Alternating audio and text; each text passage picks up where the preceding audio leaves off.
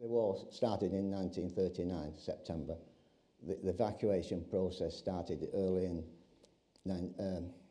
in the year after January, and all children under a certain age had to go out of the area. I lived in Manchester, as I said, and the area I was in was 5 miles radius from the city centre, so all schools in that area had to send their children under a certain age away.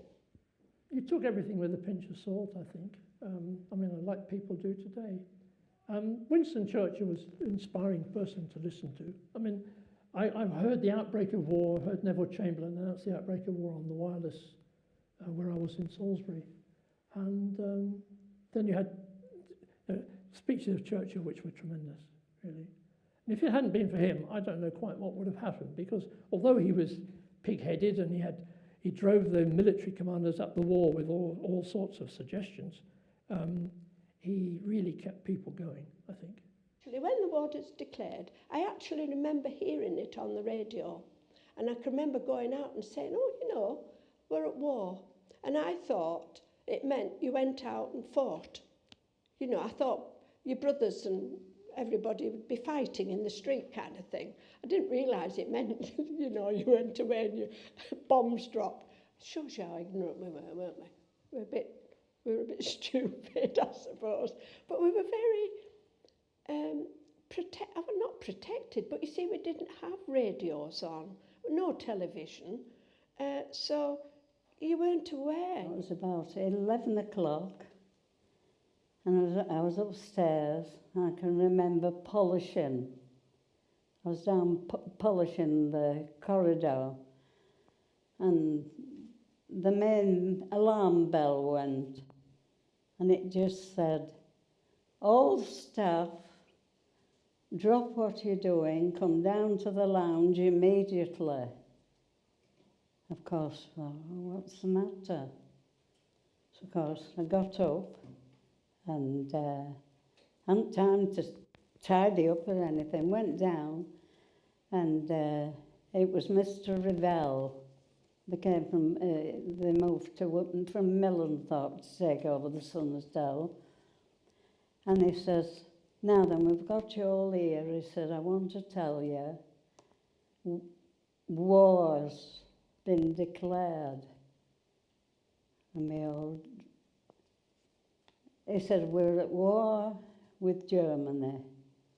So he says, just get tidied up, he says, and we're going to let you all go home. It's when the war did start. And on September the 3rd, we're on the River Clyde. Dunoon we stayed at, and the River Clyde's there, and we saw most of the Royal Navy ships coming out of hibernation, going out to sea. And it took all day. We must have seen about 40 of them. And they were big battleships, Warspite, Prince of Wales, Repulse and Renown, you know. I knew all these ships from being a youngster because we used to collect cigarette cards, which don't happen now, fortunately. But it used to, you know, everybody smoked at that time. It was, you know, it was just a different lifestyle. But these ships, they were all grey, and it went on, there's all continuous all day, heading out to sea. Wow. And that was the very first day the war started. So it must have been geared up for months before, wasn't it, to what's going to happen. Just a bit excited, really. Life was beginning to take on some more interesting things, and in where I lived, in a little terraced house street, all the people came out and chatted and oohed and ahed and what was going to happen, and yes, so I didn't realise that it was going to be a fighting and war and things like that. I remember my parents on the day that war was declared, when the Prime Minister spoke to the nation to tell them the terrible news. And I remember my parents, I can just about remember it, my parents sitting by the radio listening. And of course, as I think I said earlier, that us children didn't know what that meant, and but the parents did, of course.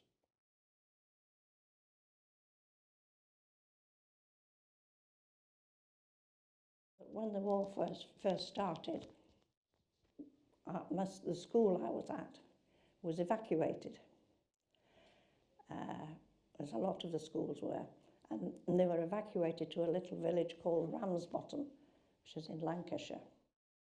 But because my grandmother, lived in Clevelys, which is just outside Blackpool, my mother said, you know, you could go and stay at Granny's, not go with the school.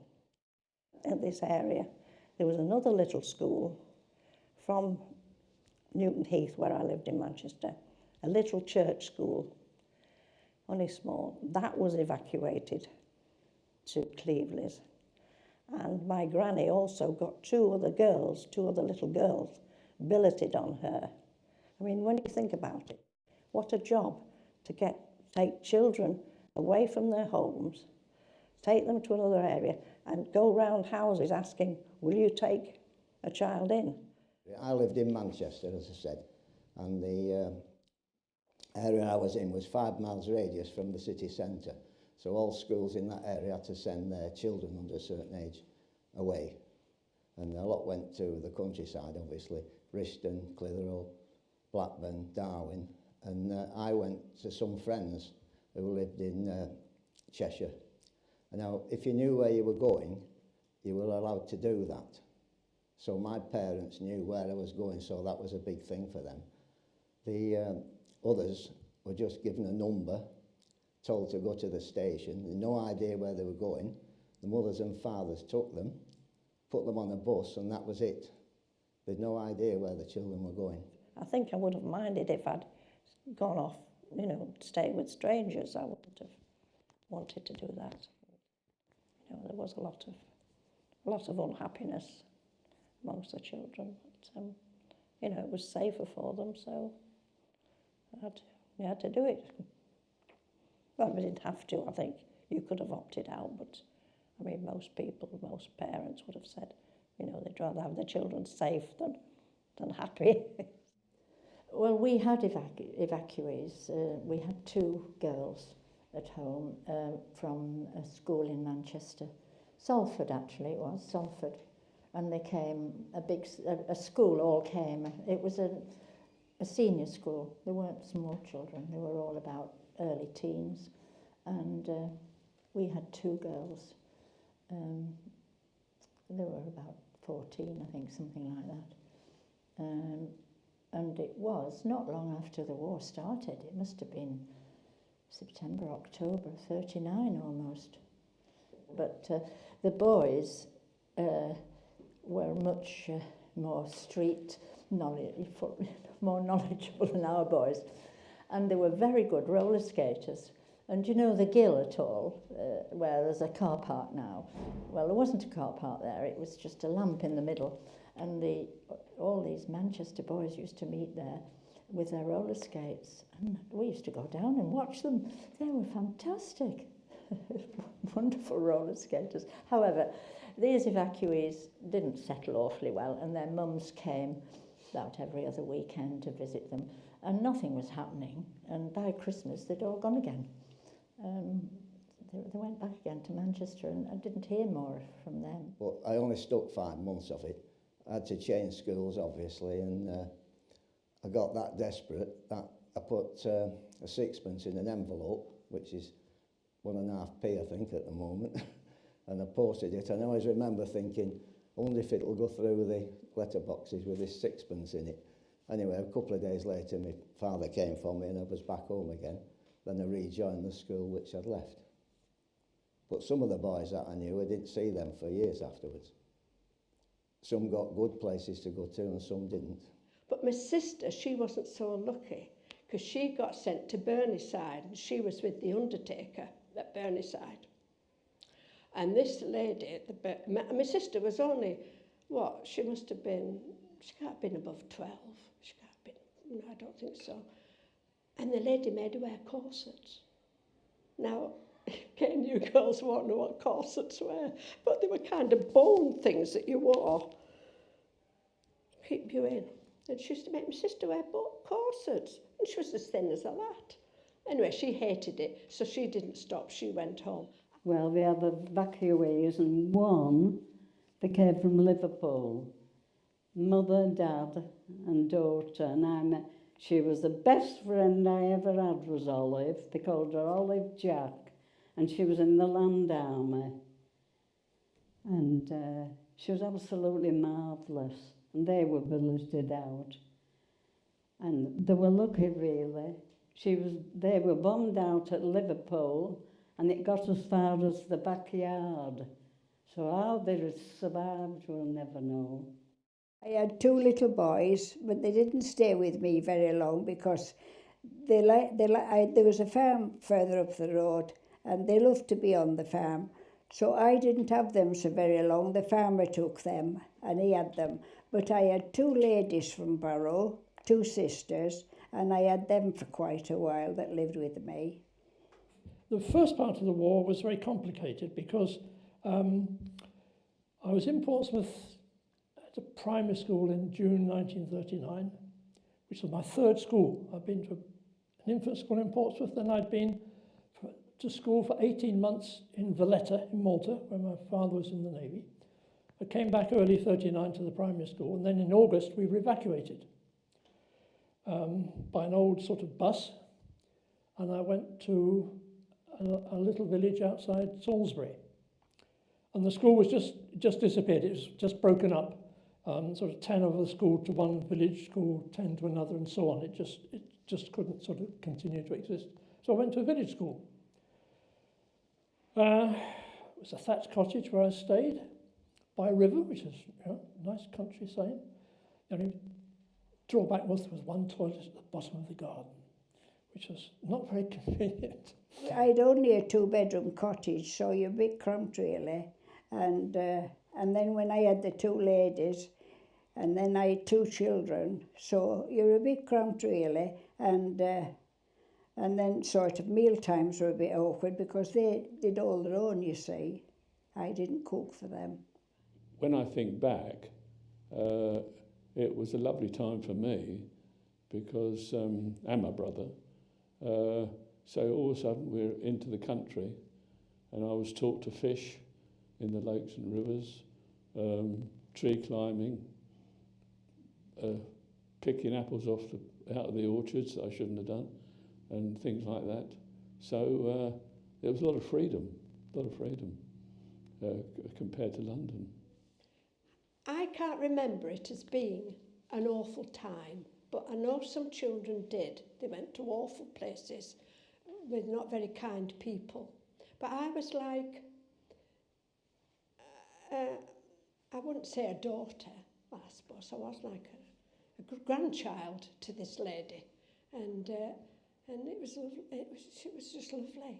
London was home, but I do remember when, during the V1, V2 period, we'd gone to the country for a short while, and then my mother said, we're going back home, and I didn't want to go. You know, I don't think it was any fear of the bombs, but you do what you're told. But I think it was the freedom that I was going to leave behind.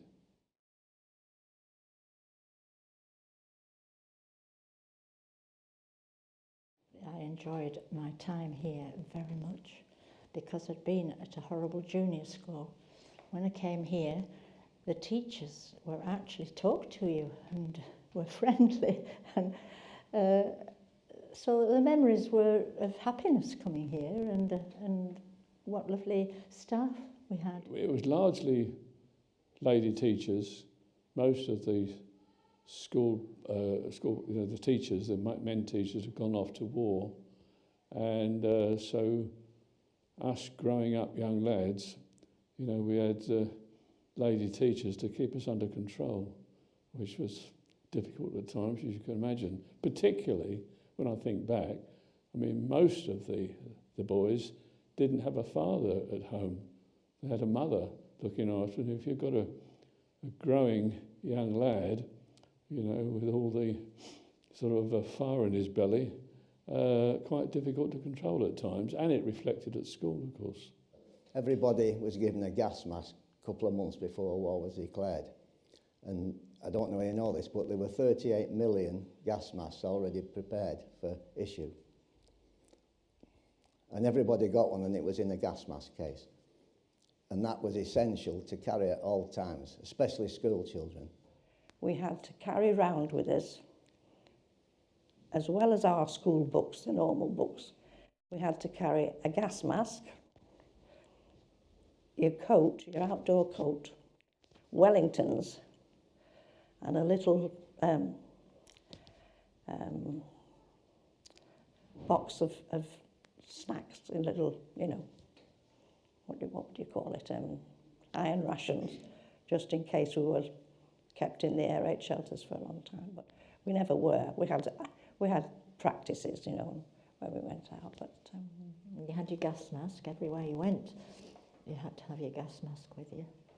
We had practices for that at school as well. Oh, they were horrible things. There were rubber here with this long, you've seen them I expect, with a long thing that I suppose you breathe through that, and these straps that came round, but you took a deep breath before you put it on, and you felt that you couldn't breathe, but you could. I mean, if you had them on any length of time, they were all right, but just didn't like having them on, really. I went to this school, the little local school. Now it had to share the school with the evacuated people and their own pupils. So we went to school half days. So we went in the morning, and then the normal school went in the afternoon, and then it swapped over. But it wasn't very, very satisfactory. What we had to do was to share the buildings with Churches College, which was a secondary school in Petersfield. So we had a rather peculiar timetable. I was in Diggs and sort of go out, have breakfast and leave about 9:30. You usually had something like 2 lessons in the morning. One might be in a church hall, or it might be in a room over the town hall, or it might be in a room over a pub. And in between, you just had to fill the time in yourself. Luckily, there was a British restaurant in Petersfield, and they sold straightforward sort of basic food quite cheaply. And in the mornings, they weren't very busy, so you could go in and have a cup of tea or something. And then you had lunch, and then we had afternoon school in Churches buildings from 1:30 to 5:30, 5 lessons. So in the winter, and a lot of winters in the war seemed to be very cold, you would come out about 20 to 6. I had to walk to my digs, and Churches was right at one end of the town, almost out of the town, and my digs were right on the other side of the town. So it's like walking from Booths to almost to Hillfoot. So it was a long way. You get home about 6 o'clock, have a wash, have a meal, do your homework. That was about it. You know, there was nothing left. You might listen to the home service. Remember, in those days, there was home service and Forces Favourites, I think. That was the sum total of your entertainment. And of course, in the girls, it was who could have the smartest gas mask case. I can remember the last one I had was a sort of fawny colour, beigey colour, but it had pale blue zips on it, and the zip at the top was pale blue, and it had one with a little purse or something with another pale blue zip on. I thought it was... Oh, it was. Oh, amazing, isn't it, when you think back to all those things. We had a teacher called Miss Kimbley, and in those days they had quite high desks and a high seat for the teacher to sit on. And she stood me on this seat, and she lifted my clothes up, and she said to the children, "This is how you have to be. You have to be clean, like this girl."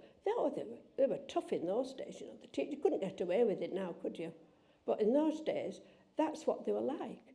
And there were a few instances that it was a boys' school, as I say, and they, when you leave, you know, late afternoon, you say cheerio, see you in the morning. Well, there were some instances where, well, there was no morning for these chaps, these lads, and you know, there were instances where there was a vacant desk in the morning, which was quite difficult.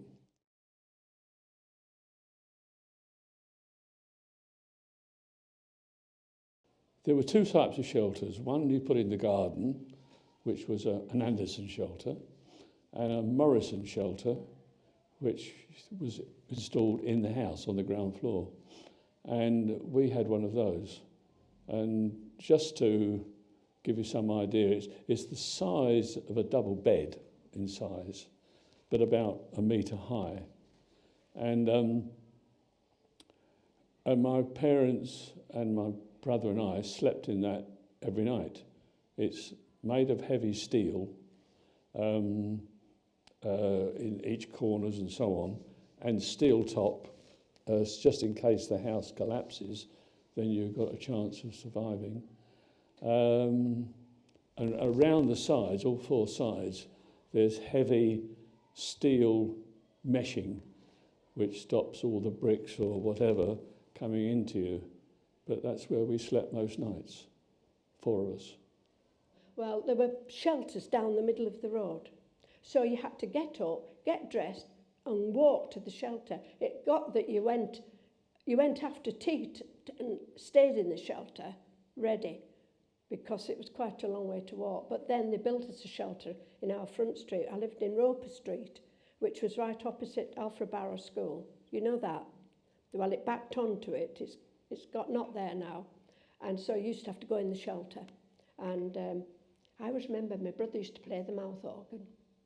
And it was horrid. It had a horrid smell in the shelter, I remember. But you could hear the bombs dropping. You heard the planes going over. And one night we got all our windows blown in, which is just as well we weren't in the house at the time, wasn't it? I remember going around and seeing the bomb streets, but, you know, it didn't register with me, really, that people had died. It was about 12 months before anything happened. The Germans bombarded the south coast, London, the Midlands, you know, Coventry, Birmingham, and they got a lot of stick. And then we were taught, you know, at school, as soon as the sirens went, we had lots of practices going to the shelters. Now, these shelters were usually in the school areas, and they were brick, solid brick, with concrete tops about that thick. And there were steel doors on, and you had to go in. There were no lights in them. There was just a long form to sit on either side. No windows, just ventilation things. And they were primarily used for shrapnel, and if any bomb dropped close, bricks and mortar and glass, and but they'd protect you from that. But they wouldn't protect you from a direct hit. Well, it was like a big iron frame cage, honestly. But the kids thought it was lovely. Practice for air raids, and we had, I think, yes, the cloakrooms each side. There was a girls' cloakroom and a boys' cloakroom at each side, because there was a girls' entrance and a boys' entrance, and the sandbags were put up outside the cloakrooms to as high as the cloakrooms were, and right along high, and there were no windows at all, you see, in the cloakrooms, so that was where we had to go when there was an air raid, so we had lots of practices.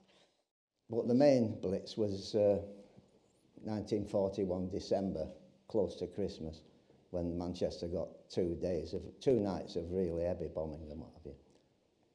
I remember our street, a row of houses opposite, incendiary bombs going through the slates, and off it went, the houses, and people running out, and we all had stirrup pumps, which I don't know if you've seen them or not, but they'd still be a good idea today to me. It was a cylinder, put it in, hand pump, and your other hand held the thing, and you just pumped away, and it emptied the bucket. Well, that use could be, you know, put to some good use today. That we were supplied with sandbags, which was for incendiary bombs, because you can't put water on them, it'd just explode it all. But sand had sort of deadened them down. But Manchester, we were about, like I say, about 5 miles out, and the glow in the sky was like the sun coming up, and smoke and what have you. It was devastating, really. Sometime after Dunkirk, the Battle of Britain started, and life began to get interesting.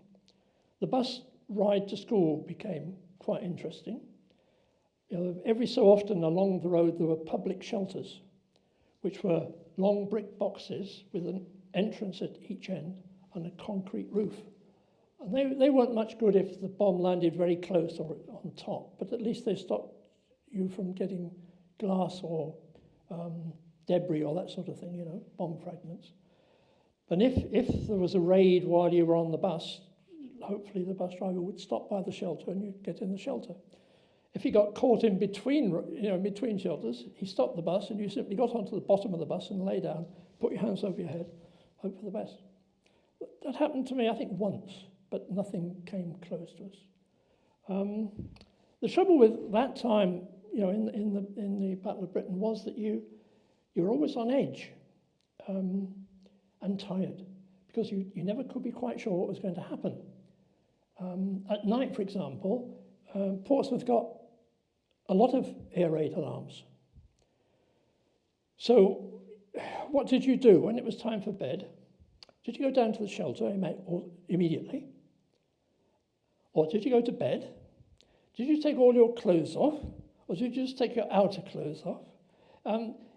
You were constantly on edge, wondering, listening, you know. So if the siren went, how long did you have before the bombs started falling? Were the bombs going to fall? Because if you read the technical books, they distinguish between alerts and raids. And what used to happen was that the sirens would go if the German planes were within, say, 50 miles of Portsmouth.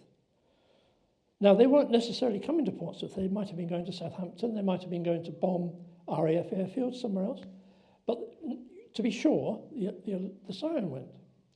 So you were there waiting and wondering.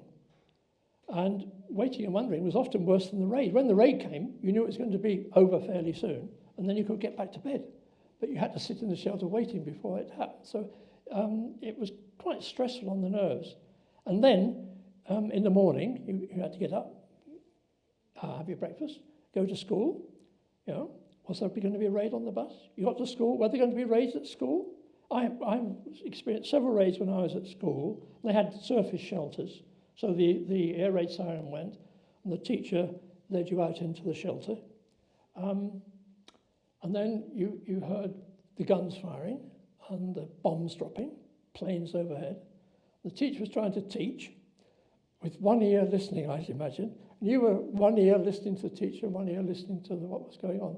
And then you went back home, and then the cycle started again. And it was hard work. Yes, it was quite nasty. We were a bit frightened and what was happening. And I know later when there were more raids in Barrow and nothing was happening in Ulverston, and a lot of neighbours and children, and do you know Gilbanks at all in Ulverston? It was just at the top of where I lived, and quite a lot of us, me included, and the dog, we all went up the mowings because it was quite high and you could look right across to the estuary and Barrow, and we all went up there to watch what was happening over in Barrow. We saw the rays, they were that quick, you know, but my mother prevented us from seeing them. But me, I was nosy. I used to go and have a peep, you know. Oh, yes, you could see, oh, the flares and the rumble. Oh, we didn't want the earplugs, but we had to have them. Well, my mother had our run in one arm and she had our ray in the other. She wouldn't have them in the thing. Yes, we heard the rumble. And I came into Barrow and I saw the mess there they'd made. We actually, where I lived, we had one bomb very close, and we had an air raid shelter, built a brick one in the backyard. There was a backyard. We had a backyard and then a garden.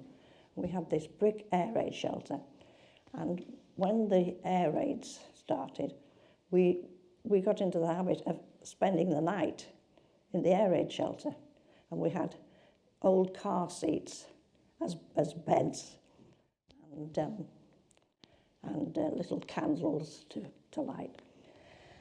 And the thing was, I didn't find out till after the war that we'd never got a proper roof on this building. It had a flat roof with a concrete middle, and it should have had a big, thick concrete lid on the top. But ours didn't, and I didn't find out till afterwards that, you know, if we had got a bomb there, it wouldn't have been any use. I saw you don't see the rockets. I mean, they've just come down, but I saw several, you know, V1s going across the sky, and of course, you watch and watch and watch, and then the engine stops. It goes silent, and down it comes, and so that was that. One of the worst bombs that they dropped during this time was the parachute mine, and they exploded on immediate contact. They didn't, because they were on parachutes going down very slowly, they didn't dive into the ground and explode. So as soon as they touched something, they exploded. And the house we lived in after the war was a good 150 yards away from a church. And the parachute mine landed on the nave of the church, right on the top of the roof. And the blast wrecked hundreds of houses. The one we lived in, say 150 yards away, all the tiles were blown off, all the roof beams wrecked, ceilings brought down, glass caved in. You know, that was the sort of effect that the blast had. I can remember my father telling me several times about experiences that he had, because although he was in a reserved occupation, he was a quantity surveyor working for the War Department, he acted as a special constable. They recruited quite a lot of people during the war years to act as auxiliary policemen. And my father was often out at night time on patrol or other duties. And I can remember him coming home telling me the following morning that the whole sky was lit up as he looked towards Liverpool. And it was lit up because of the fires that were burning in the city. So I suppose where we lived to Liverpool in a direct line was probably 25, 30 miles. So it was quite easy to see the effect of the bombing over Liverpool. Just as you look towards Barrow or Dalton on a dark night and you can see the street lights glowing, in this case it was the fires due to the bombing. And I had another brother, Johnny, and he was in the fire service in Ulverston. We came home one night and Mother says, "What's the matter?" And he bursted out crying. He says, "Oh, Mum." He says, "He's shaking." She said, "Whatever's the matter?" He says, "I was on duty yesterday when they were bombing Barrow. And they just landed there and stopped this, the van that they were in. And they all looked up and they saw this thing flare, and it was flame. And it was going down Abbey Road, and it shot down Abbey Road in the barrow trees, and it was a baby's cot." And he said, "I'll never get over that." And he said, even the bits of the baby's shawl and the bedding, you know. He said, "I don't think I'll ever go back." My dad said, "Listen, son." He said, "You can't do anything now." Well, we were all walking to school, and you had to walk in two at a time. And this plane came over, and we all saw what it was. We dived over the walls and gardens, and it was firing shots, and there couldn't hit bullets now hitting the pavement, you know, from about here to there off. And anyway, it went off and shot this barrage balloon down, and it disappeared, and we never saw it again. But that was my only real horror part of it, really. You know, I can remember now, there were only small garden walls, jumping straight over it and putting my hands to my ears, you know. And then it was only seconds as it happened, but we got up, and when we got to school, it was everybody was shaking, and because it was near the school where this happened. But where it came from, nobody seems to know. The Germans had a lot of light bombers aircraft, which was also a fighter plane as well, and where it had come from, we don't know, but it was on its own. And there was no any of our aircraft after it, or anti-aircraft guns. It was daylight, obviously.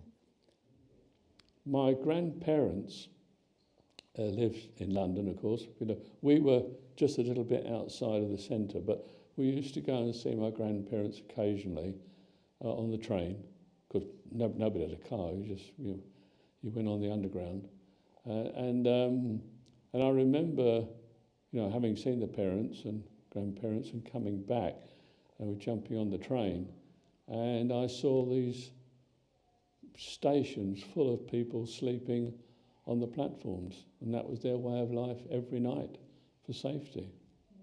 Well, there's one or two comedians, really, in Quebec Street, and I always remember this. They come into my mother, and my dad was a character, really, and she come and she said, "Get your things ready," and she said, "and take the kids," she said, "we're going to sleep on hold, bottom of hold." My dad said, "Are you mad?" He says, "Don't be so daft." He says, "Tear that paper up. Definitely not, nobody go." He said, "They're after the Horde Monument." He said, "Ho-Ho's been on about it." And he said it was in the evening mail, as we used to get. And Lord Ho-Ho had turned around and said, "But we know where the pepper pot is." And that was in broken German. And he said, and it was really a joke after that with Dad. He said, "Good God, they're going mad." He went round all the streets and said, "Don't go," he said. He said, "That'll be the first place they're looking for." During the night, there was bombardments and bombing and anti-aircraft fire and all that sort of stuff. And when us boys used to go to school, the aftermath of overnight was there for all to see. And one of the things I remember is that they're doing anti-aircraft guns, you know, firing at the bombers above. Well, you all know that what goes up must come down, and so the shells go up to hit the bombers if they can, explode, and come down again. So as you're walking, to answer your question, as you're walking to school, there's all this shrapnel, as we called it. I don't know whether it's a common word these days, but it's bits of shell that all on the ground. We used to pick them up, and they were sort of little collector things for the boys. To me, it was quite exciting, but I don't think I realised how serious it all was, really. And it was terrible for Barrow, because quite a lot of people from Barrow had to come and live in Ulverston, because they lived in the Harcourt area, and a lot of the houses were, the windows all came out, and the houses, you know, rocked a bit. So quite a lot of people had to be found accommodation in Ulverston. I knew quite a few. One family with 3 girls that were about my age became very friendly with, and they stayed in Ulverston, actually. So there was quite a lot of... Oh, and there was a big hotel in Barrow, of course, the Trevelyan, that a bomb hit that, and it was just destroyed. And of course, the other thing that the bombers did is if they had 1 or 2 bombs that they hadn't got rid of, I don't know why they hadn't got rid of them, but the odd few, they scattered on Birkrigg, and there was one, I think, at Bowes, where you go along the main road and there's the toll bar into Bowes, and there was 1 or 2 in a corner there. But we all went, because my dad had a bit of petrol allowance because of his business, and so we had a little trip down there to see the crater that the bombs had made. Yeah, and people walked up to Birkrigg. You know, that was the sort of attitude, really. go and have a look at it all.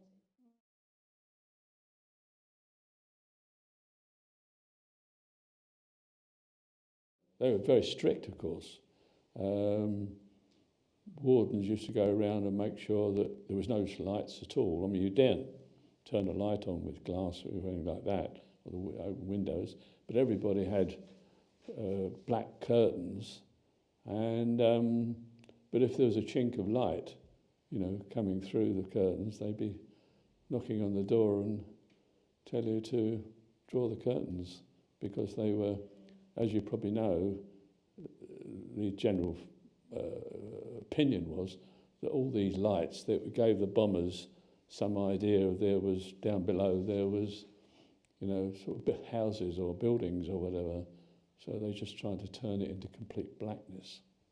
There was still petrol in those days, a little petrol for private cars, but the cars were somewhat different from those today, and they had to have grills on the headlights so that the light was spread out and was not nearly so visible from German bombers. But even so, there were a lot of accidents in the blackout. You had total blackout a lot of the time, remember?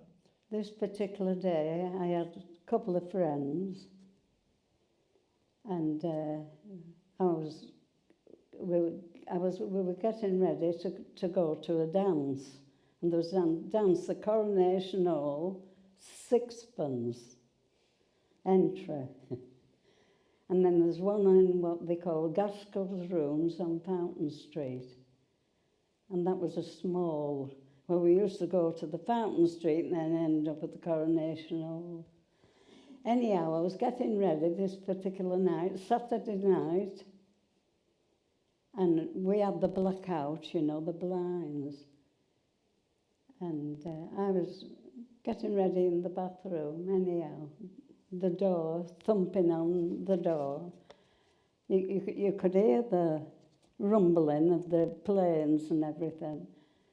And it was our rent man, and he was one of the wardens for the war. And he just opened the door and he says, "Oh, Mrs. Taylor, who's in the bathroom?" He said, "There's a light shining." He said, "Don't you understand?" He said, the rays are there. And he come in, and I came out. "Oh," he said, "it's you, Edith." I said, "Oh, I'm sorry." I said, "I've pulled them down." He said, "You haven't. There's a chink there, and it's shining right over the garden." And he said, "You know, if anybody goes outside and lights a cigarette, even that'll show." Oh, he went mad. Oh, I said, "I'm sorry." I was nearly in tears, you know, and he says, "That's a lesson."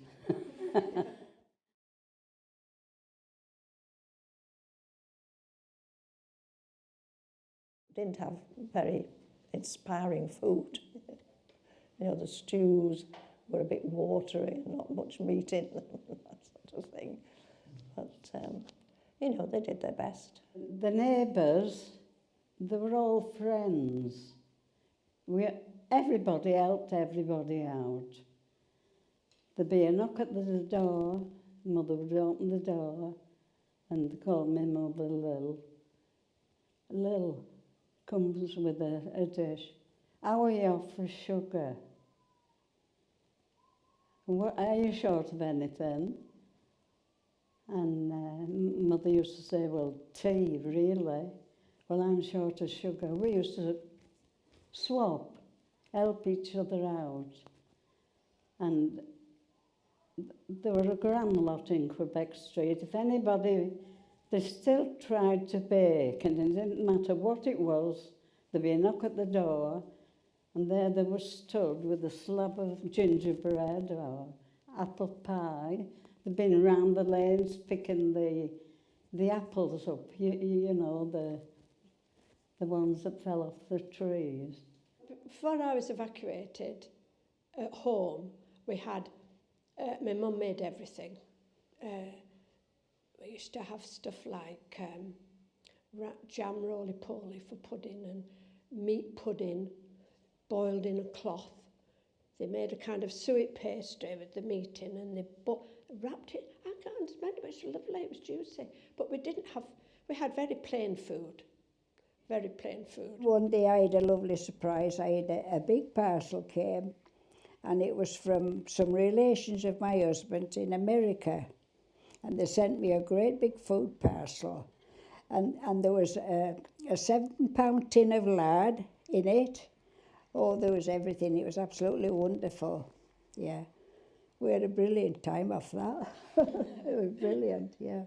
Sort of in hindsight, I suppose, that, you know, you just got your ration of meat to start with, and things like eggs were short, and that sort of thing. And I remember my mother, there was a powdered egg, you know, because if you start shipping eggs around, they're sort of difficult things. So some bright spark in the government decided that they would turn all this into powder, and then the housewives used to mix it with milk or something and make some sort of meal from it. But it was that sort of thing that was probably a little bit different. And then bread was short, you know, because I remember posters, you know, it said, go easy on bread, eat potatoes instead. So, you know, we could grow potatoes as a nation, but I think the wheat was a bit more difficult. I also remember the food we used to get from, a lot of it was imported from America. Things like eggs, which were not easy to acquire in Britain. We used to get dried eggs, which were sent from America, and they were very, very good. They were very palatable, and we used to make omelettes with these dried eggs. I can remember that very distinctly. And if you were very lucky, you had a tin of spam. You'll know what spam is. And a tin of spam used to go in the mixture with the egg. So it was not only an egg omelette, but a spam and egg omelette, which was a real treat in those days. Oh, spam, dried potato, dried milk, dried egg. Not very much. I mean, you had enough. I mean, there was plenty of bread. It was basic. I mean, if you look at the health statistics, you were healthier in the war than you are now. Chickens were a lovely luxury. Rabbits were a luxury because they weren't on ration. I had one peach during the war. No grapefruit, no orange, no banana, no melon, no nothing, no pineapple, no kiwi fruit, you know, because it was all basic stuff. I stayed on a farm at Crosthwaite. I can remember walking to school in the snow because there was no buses, of course, living there. And it was in the winter when I was at the farm. We used to make our own butter. I had a big butter churn. It was like a big wooden churn. You used to wind the handle and make your own butter. So I lived in lovely foods. At Winster, I had things like grouse and partridge and pheasant, salmon. Well, when you've come from a home like I had with all these children and no father, you'd never eaten food like that. So we lived on the fat of the land.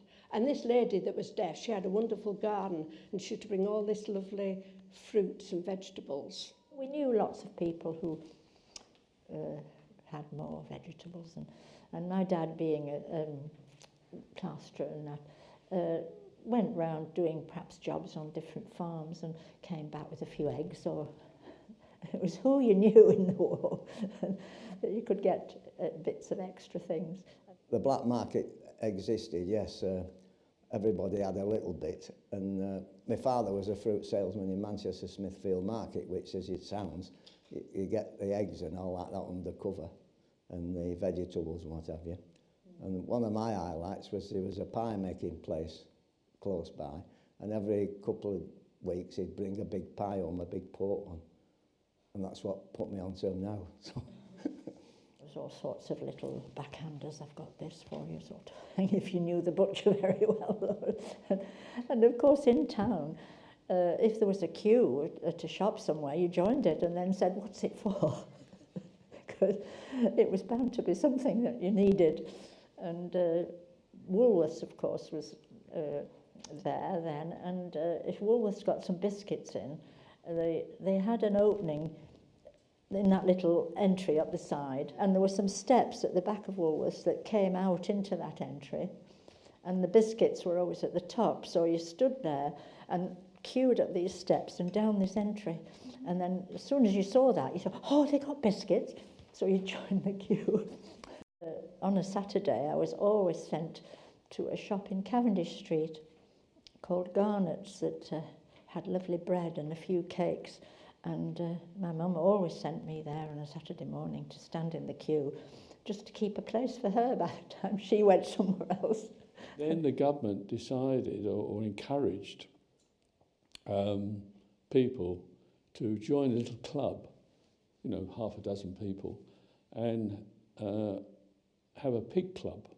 And that meant building a pigsty, and then there was some government encouragement to feed the pigs, bring them up to, you know, sort of when they're ready for butchering, and then of course away they went for butchering and into the national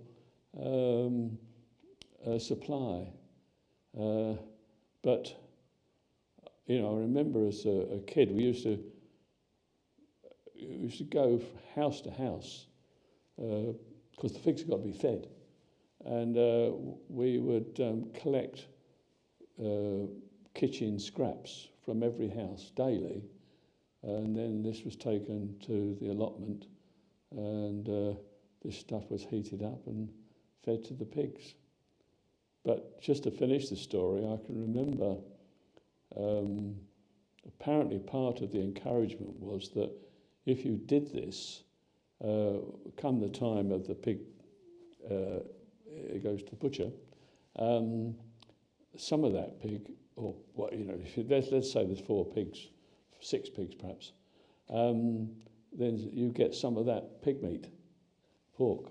And I remember all of a sudden this half a pig, which was unbelievable, and it was hanging in somebody's garage ready to be butchered. And this was shared amongst all the people, which was a great celebration, you can imagine. You know, fresh pork.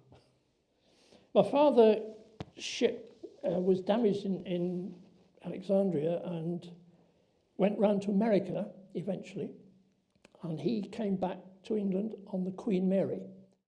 And we cycled out into the countryside around Portsmouth once or twice, and sat by a pub and had a bread and cheese, nothing more elaborate than bread and cheese.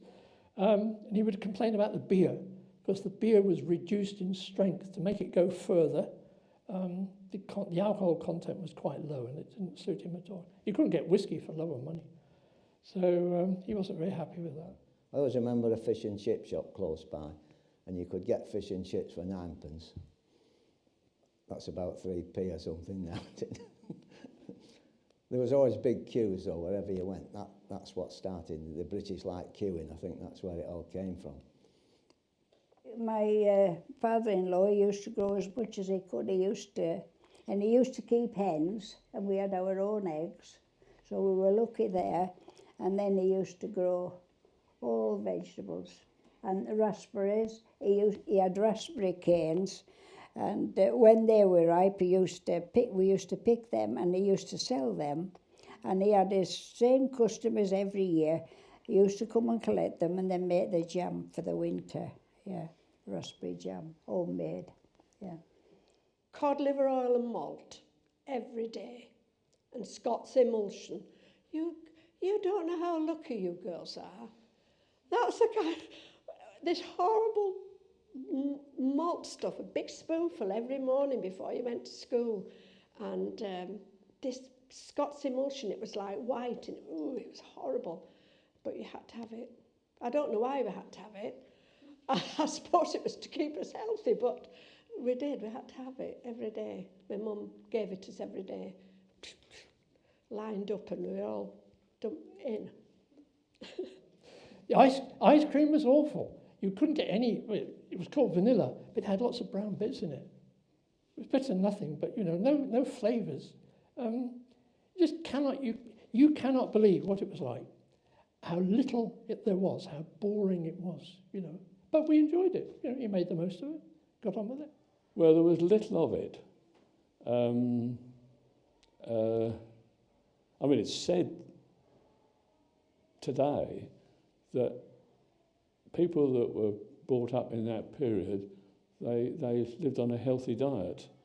Although, it was a bit frugal, it was okay.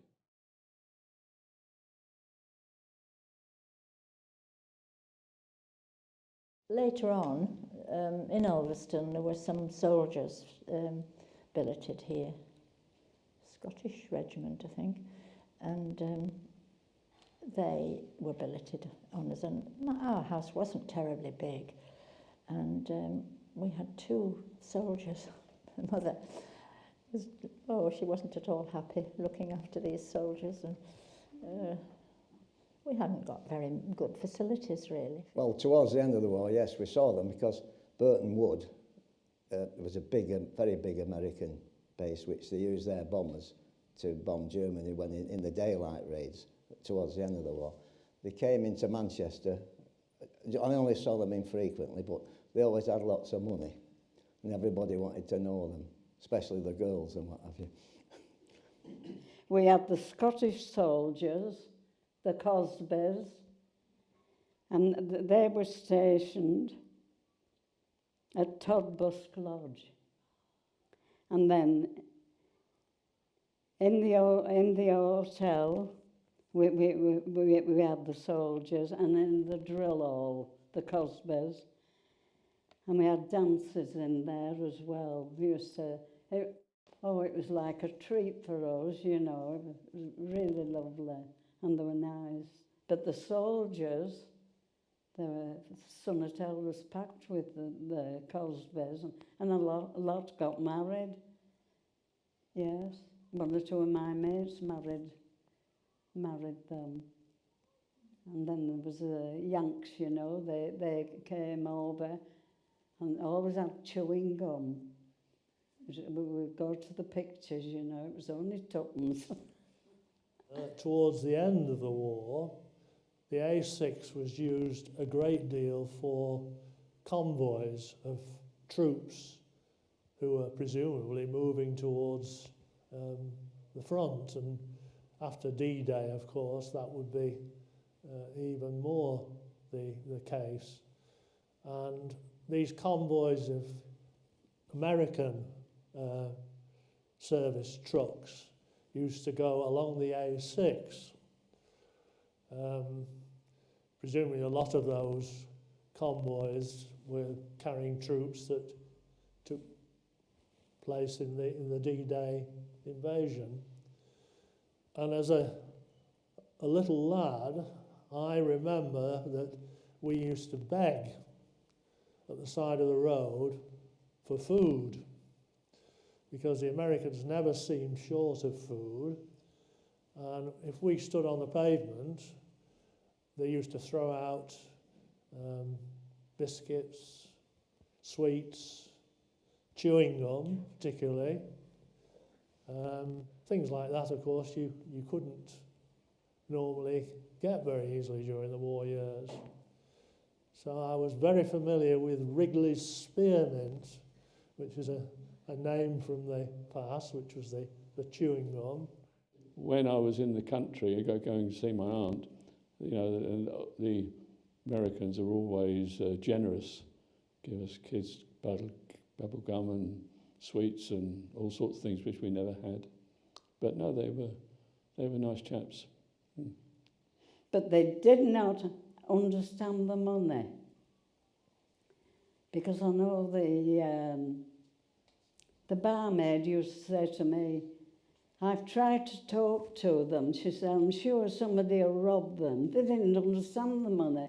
They'd pull a pound note in and out, you know, and hand it. And it was only big hoppers on they were very good, especially with chewing gum. And it was the same in Ulverston. The kids used to run about shouting, have you any gum, chum? And of course they used to, you know, yeah. But Ulverston was full of soldiers, and where Walter Wilson's used to be on King Street, what is there now? Oh, it's a body shop there. That was a cafe way back, early 40s or in the 30s. And they made it into a naffy, and all the soldiers went there. And the WVS came and looked after bits of, I don't know whether there was much food, but probably a bit, and they would be able to have a drink there, and it was absolutely full of soldiers there. And I'm sure other places as well, but that's just one I remember. With 2 or 3 friends, we went out into the countryside, on a bus, I suppose, so far, and then we walked. And we finished up in a wood, and you know, I'd never seen anything like it. It was just a field of bluebells. And we just sat down and picked bluebells to take home. And we picked far more than we needed, you know. And I think we got armfuls of these things. Now we had to go back, so we had to walk back. And we were walking back, and there were very few cars in those days. And all of a sudden, this great big American car came along. Never seen an American car in my life. And there were these couple of American soldiers, and they stopped. And us lads, did you want a lift? And they gave us a lift back to the town, and that was the first time I'd met American soldiers. And the other thing is that when I think back, I think there were more bluebells left in the back of their car than we took home to our parents. But that was the first time I saw Americans.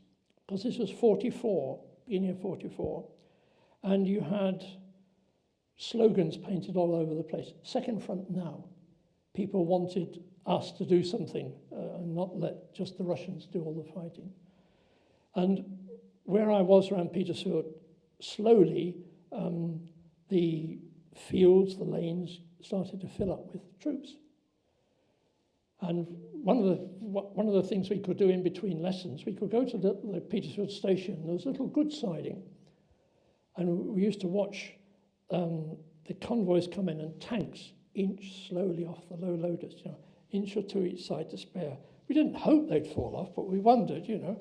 It made a quite interesting spectacle if one had careered off the side. But they never did. And eventually, I mean, the fields all round were full of tents and everything else, you know. Everything was overwhelmed with the army.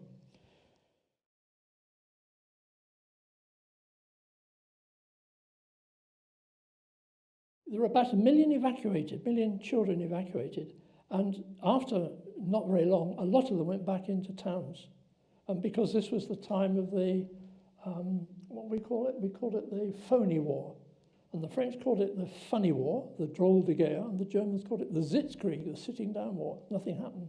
So I went back into Portsmouth. And there were still some primary schools in Portsmouth. But no secondary schools. All the secondaries had been evacuated.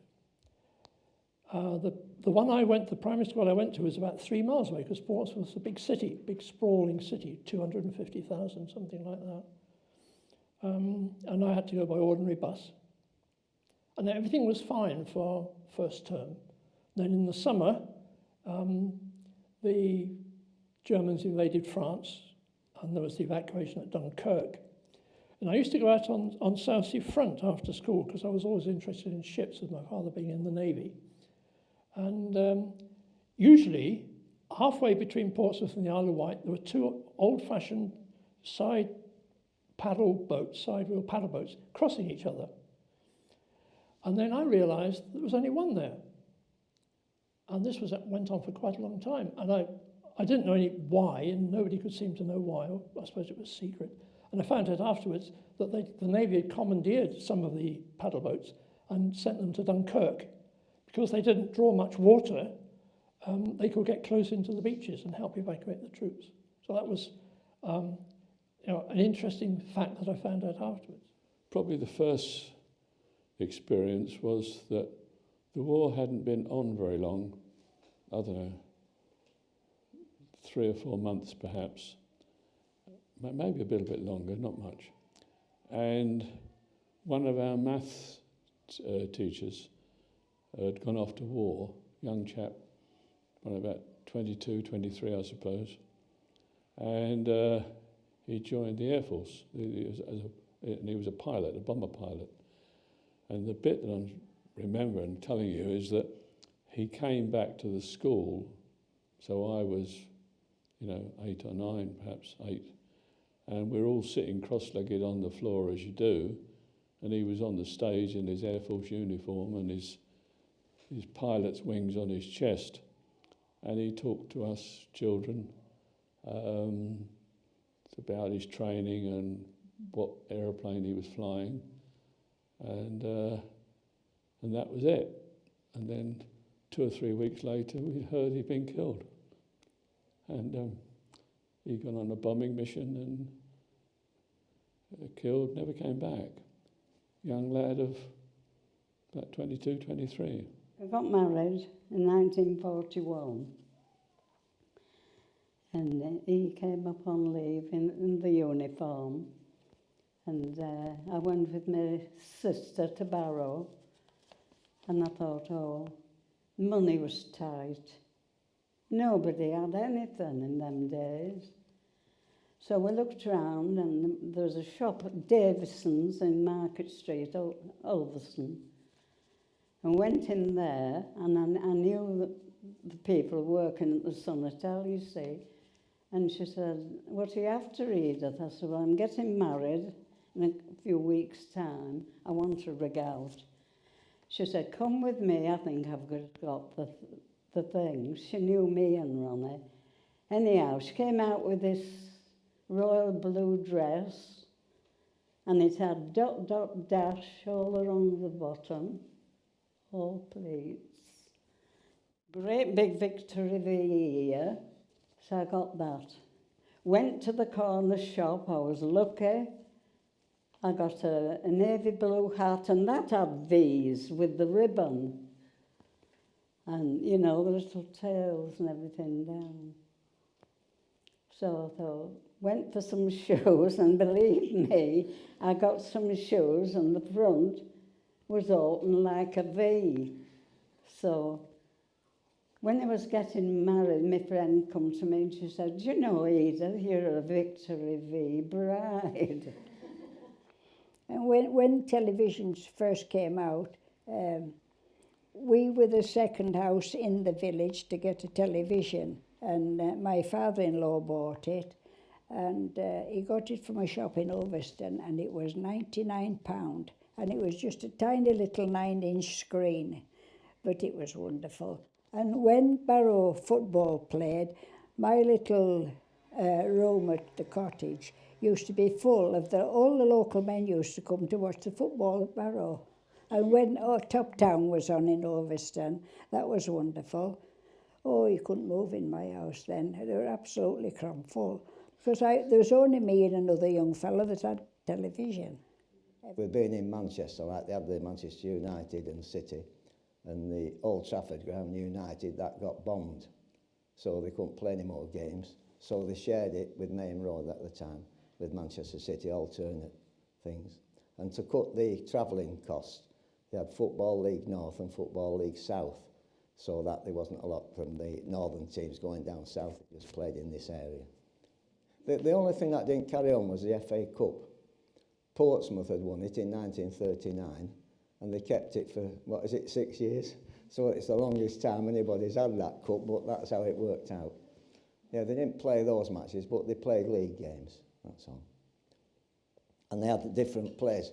Man City was at Blackpool, there was a big RAF camp, and Matthews was there and all these people, and they could use people like that to play for them. So they had a good income of players from the Blackpool area. And if you wanted to go to the film, the pictures, the Roxy had opened just before the war, and there were queues every night because the soldiers had nothing else to do really, go to the pictures. And there were 3 pictures. There was the Palladium, where the bus station is now.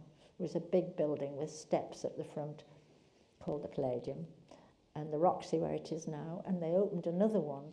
So we had 3 cinemas, and there were queues there every night. And there were 3 films at each one each week. So you had one on Monday and Tuesday, and Wednesday and Thursday, and Friday and Saturday. And you could book seats as well, because my cousin and her friend, she was a good bit older than me, had a row of seats booked every Saturday. Really? Auntie Anne. Yes. Yes. I don't think they minded what the film was. They just booked seats and went. Oh, you mean nylons? Now then you're talking. Stockings. Well, I was working the Sun Hotel, you know, and we had black and white, and they had the nylons. There were 1/6. You could get 1 pair, but it would take about 4 or 5 cottons. And we used to help each other out. And it was called pennies in Market Street. So it was my turn to go for them. So I went there, and she said, "You haven't been before, Edith?" I said, "No."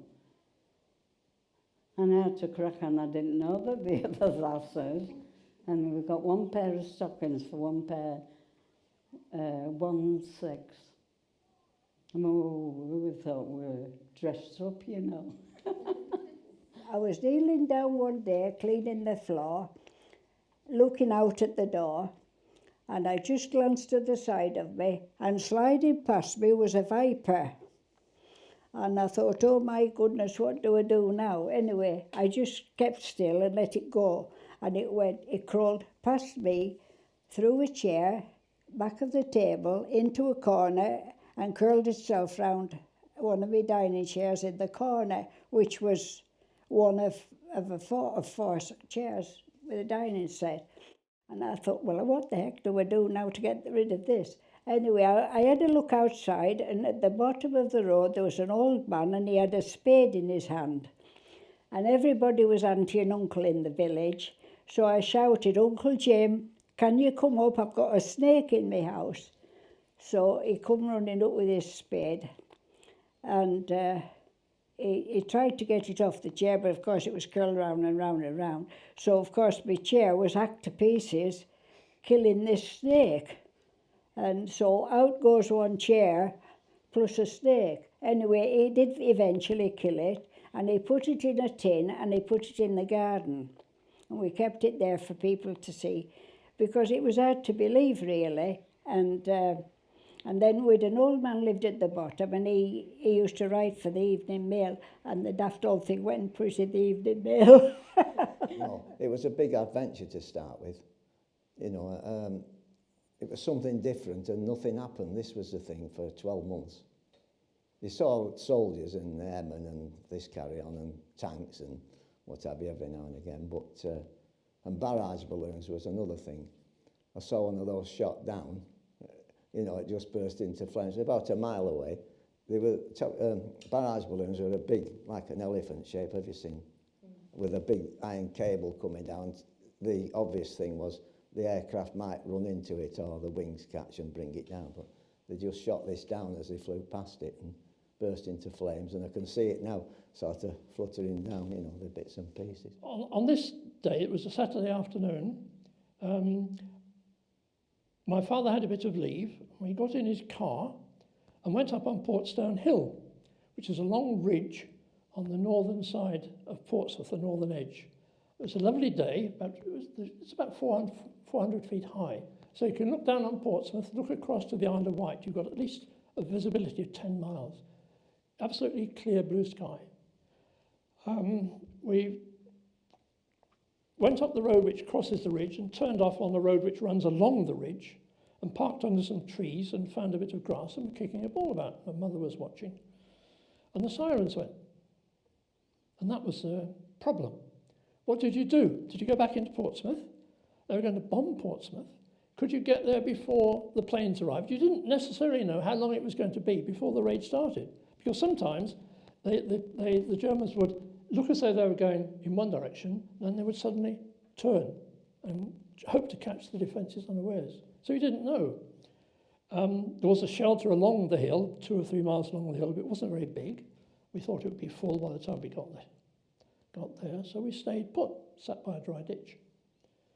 The barrage balloons started going up, all quiet, peaceful, and then there was a buzzing, like wasps or whatever, and you could see coming from the southeast dots, and eventually I think there were about 300 German planes, and this was, I've read recently that this was the biggest raid of the Battle of Britain outside of London. And there weren't any British planes around because there'd been further German raids along the coast near Dover. So there were no British planes at the beginning to stop them. So they came over and the guns started firing and bombs started dropping, smoke coming up, flames. And eventually the smoke covered the whole of Portsmouth. You couldn't see a thing. Couldn't see the Isle of Wight, couldn't see anything. And this went on for quite a while. And we just sat there, you know, and you could hear the fire brigade going, the ambulances. There was a lot of stuff coming into Portsmouth. They were sending for fire brigade and ambulance people from outside Portsmouth because it was a big raid. And we just sat there and watched and were horrified, really. And then suddenly we heard machine gunning coming from behind us. So we dived into the ditch, pronto. And 2 Messerschmitt 109s came over the hill. They were not much more than, I don't know, 50 feet above us. And they weren't aiming at us. You know, we were quite safe, but you don't take chances. And they were aiming at the vehicles going into Portsmouth, trying to mess them up. So we recovered from that and sat there and waited for all the noise and all the ambulances and fire engines and that to sort of settle down a bit. And then we made our way home. It's an interesting story that us boys were living in the war and, you know, you just get on with it. But I think it must have been a Sunday morning. And it was a bright day like today, but cloudy. And it had gone quiet. And it might have been the all clear given, I'm not too sure. But nevertheless, I remember standing at the front gate of the house where I lived, and a couple of friends, and we heard this aeroplane, and of course I was interested in aeroplanes, and so were the others, and we could tell by the sound largely what it was. And I remember all those years ago, I remember saying, somebody said, oh, that's a Wellington or it's a Blenheim or something, and I said, no, it's not that. And then all of a sudden, the clouds were above, and there was a gap in the clouds, very, very low, and this great big Heinkel bomber came over the top with the crosses on the wings, and, you know, of course, we took a big, deep breath and ran in the house, and it landed about 3 miles away from where we lived into a field. So there wasn't much left, but some of the crew survived, but they were in trouble. I think they were coming. They'd been bombing London, centre of London, and got damaged. And I think they were just making for the open countryside. And but that was it. On the night of the 23rd of December, 1944, I remember vividly the air raid siren going in the middle of the night, and it was a noise that you never forget. You can still hear that siren. It was a very sort of eerie sort of noise when the siren went. and we thought, oh, there's going to be an air raid. And I can remember lying awake. My mother and my auntie were in the same bedroom, and what we heard was the noise of what we thought was an aircraft engine. Didn't know whether it was British or German. And then I can distinctly remember the noise of that engine suddenly stopping. And about 10 seconds after that engine stopped, there was a vivid electric blue flash which lit up the bedroom. I can still see it all those years ago, but I can still see that flash. And then an explosion a few seconds later. And our assumption, of course, was that it was a bomb that had exploded. We didn't know where or how far away, but we thought it was fairly close. And it was only the following morning that we found out on the news that this engine that we'd heard was the engine of a flying bomb, a V1, which they used to call doodlebugs during the war. And it was probably one of the last throws of the dice as far as the Germans were concerned. The V1s, the flying bombs, were attacking Manchester on that particular night. We got up the following morning and we went to the scene of where this flying bomb had landed, and a whole line of houses had been demolished and several people had been killed. And that's my most vivid memory of the war. Oh, but the best thing was, the first winter I was there, I had my first birthday party. I'd never had one before. And it was all a surprise, and I wasn't allowed to go into the dining room. And all my friends came from school, and I had a real birthday party with a cake. And oh, it was like magic to me. Everything was, I just had a wonder. It changed my life, being evacuated. I only heard classical music because, again, the radios were all run on a battery which had to be charged every week. So you only listened to special things on the radio. It wasn't this constant music and noise, you know. So that's what I loved. And then again, she used to do the Times and Telegraph crosswords. So I used to help, you know, look up words in the thesaurus and things like that. So I got into the habit of crosswords. So now I only buy the Telegraph to do the crossword. I don't really read all the paper, but I just love doing crosswords, you see. And it just changed my life, being evacuated. And of course, the love of the countryside, that was wonderful. And Monday, June the 5th, was a normal day for me, normal school day. I went to bed, and about midnight I woke up. And I realised there was a noise, a rumbling, a buzzing. I couldn't make out what it was. So I opened the window, and I could hear traffic going along the road and planes overhead. And the planes overhead were the parachutists going to land behind the beaches 2 or 3 hours before the invasion took place to try and capture crossroads and bridges to stop the Germans bringing up reinforcements. And all the vehicles on the road were taking the place of the assault troops who had been sailing across to Normandy. So we knew, all those in that area knew, you know, before the announcement, I think it was announced at lunchtime that the invasion had taken place, knew that the invasion had happened. And one of the most horrible things I can remember almost was that in the summer term of 45, we had a talk at school by an ex-pupil, and he'd gone into the army, and he had been one of the first British troops to enter the concentration camp of Belsen. and he talked about these living skeletons walking around, all the dead bodies piled up on top of one another like matchsticks, you know, bits of wood. Really brought it home. Yeah, memories. Yes. To think, you know, I don't think this generation could survive what we went through, really. You know, but everybody, they helped each other. There was no badness, nothing. Nobody, the doors even weren't locked.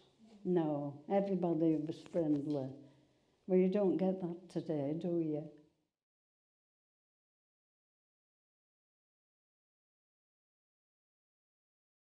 When VE Day, it was just a different place to be. The roads were full of people, and the licensing hours were, at that time, very strict for drinking, but they were all open. Lots were drunks, you know, sat down. I remember them slumped and asleep on the pavement, but they'd all had a good time, and the police or any of them took no action at all against them. But they all had flags, and out of the windows were, you know, Union Jacks and what have you, all cheering about. Lasted about 2 or 3 days, really. They couldn't believe it. Well, we had a VE party like you had here, and you know, it was just like that. When I think back, I mean, I've never been to a party since until I came here a couple of weeks ago. But it was, you got the nail on the head, because you got the tables laid out, you got the flags and the bunting, and you got the music, and that was it. And food was found. How it was found, I've no idea. But food was found, and everybody enjoyed themselves, and you know, was grateful. It was a wonderful day, really. We had a big party that day in a field, and everybody clubbed together, and we had a wonderful VE Day party. All long tables, and everybody brought what tins they'd saved or ordered up, you know what I mean, and it was just another atmosphere then. I've never felt like that since. It was just a relief that everything was open to get back to normal, but it didn't for a long time. But anyway, there was no fighting or anything. That was the main thing. They went mad. They were tearing sheets up and dyeing them, making their things. Well, you see, from the bedroom window, you used to fasten them right across the street. Then they had all the tables and stools, and even sat on the floor. And everybody, they went to town on it. And there was even bread and jam on the tables. But everybody, you know, they did the best. Dancing, singing. And then they used to make the things with beads, you know, and robes, and come out. And used to go to the jumble sales, used to watch them. Oh, honestly, we were happy. We were happy as kids, yeah. When VE Day came, bonfires, parties, everything. My father was still in the Far East, so, you know, for us it was not quite too much of a celebration, but then the atomic bomb dropped and my father came back, and war was over. We tried to forget about the war and carry on. By now I was 14, and still in London, of course, and I chose to, on my own, to go into the centre of London, where all the crowds were, all celebrations, and I saw Winston Churchill, and I saw the King and Queen and the 2 princesses. They were in their carriages, you know, all the cheering people. Extremely impressed. And the royals were royals in those days, of course, and Churchill was the, you know, the great icon for us all. And yeah, wonderful. I could remember it now.